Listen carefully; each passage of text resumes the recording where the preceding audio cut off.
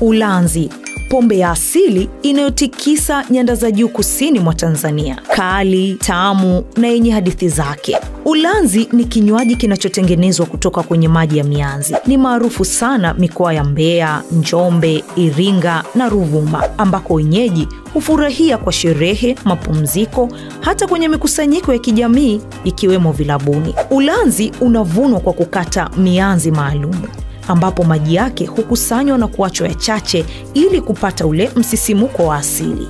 Lakini hautakiwi kukaa muda mrefu, kwani unaweza kugeuka siki. Una faida nyingi sana ulanzi. Kwa huo wanagema, wanauza, wanapata pesa, wanasomesha wanafunzi, wanafanya maendeleo yao. Nikinywa ulanzi naona mwili wangu umekaa vizuri. Mnywaji. Unapopita nyanda za juu kusini, hebu jaribu kuonja ulanzi.